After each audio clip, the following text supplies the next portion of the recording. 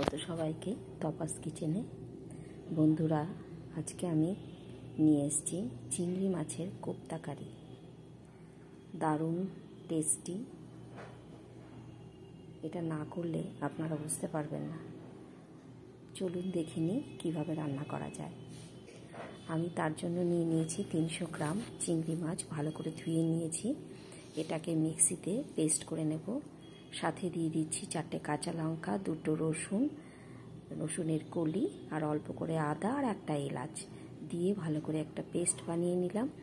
বাটিতে নিয়ে তার মধ্যে দিয়ে দিচ্ছি একটা বয়েলড আলু, লবণ, জিরের গুঁড়ো, পেঁয়াজ কুচি, ধনের গুঁড়ো, হলুদ আর ধনে পাতা কুচি, তার সাথে পেঁয়াজ বেরেস্তা, এটা অবশ্যই দেবেন। দিয়ে একটা মিক্সড ব্যাটার তৈরি করে নিলাম। এর মধ্যে আমি আরও অ্যাড করছি 2 চামচ বেসন, আর তার সাথে দিয়ে দিচ্ছি গরম মশলা গুঁড়ো। এটা দিয়ে মিক্সড করে নিয়ে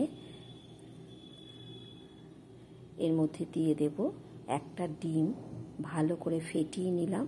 তার কিছুটা অংশ, হাফ অংশ দিয়ে ভালো করে ব্যাটারটা তৈরি করে নিচ্ছি।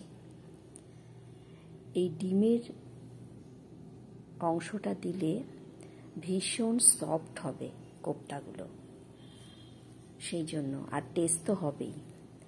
এবার একটা মশলা করে নিচ্ছি। পেঁয়াজ, একটা বড় পেঁয়াজ, একটা টমেটো, অল্প আদা আর রসুন দিয়ে একটা মশলা করে রেখে দিলাম। এবার কোপ্তাগুলোকে ভেজে নিচ্ছি সাদা তেলে, ব্রাউন করে। মিডিয়াম ফ্লেমে ভেজে নিলাম যাতে ভেতরটা ভালো করে কুক হয়। কোপ্তাগুলো সব ভেজে নেওয়া হয়ে গেল। ওই তেলেতেই দিয়ে দিচ্ছি এলাচ, দারচিনি, শুকনো লঙ্কা, তেজপাতা, ফোড়নে দিয়ে দিলাম সাদা জিরে। ভালো করে ভেজে নিয়ে করে রাখা মশলাটা দিয়ে কষাতে হবে। কষাতে কষাতে এর মধ্যে আরও কিছু আমি মশলা অ্যাড করছি।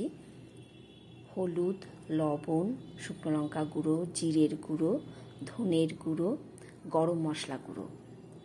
তার সাথে দিয়ে দেব হাঙ্কার্ড, একেবারে জল ঝরিয়ে রাখা টক দই, যেটা একটা ক্রিমি টেক্সচার আসবে এর মধ্যে, টেস্টটা অনেক বেশি হবে। এবার ফুটন্ত গরম জল বড় 1 কাপ দিয়ে গ্রেভিটাকে মিনিট 2 ফুটিয়ে নেব। ফোটাতে ফোটাতে তার মধ্যে কোপ্তাগুলোকে আমি ছেড়ে দেব। ছেড়ে দিয়ে কিছুক্ষণ ফুটিয়ে নিয়ে আমি এর মধ্যে অ্যাড করলাম ঘি আর ধনে পাতা কুচি। হয়ে গেল সুন্দর একটা কোপ্তা কারির রেসিপি। করবেন, করে কমেন্ট করবেন আপনাদের কেমন লাগলো। এটা কিন্তু পোলাও, ফ্রাইড রাইস সব কিছুর সঙ্গেই খাওয়া যাবে। ওপর থেকে বেরেস্তা আর একটু ধনে পাতা কুচি দিয়ে সার্ভ করে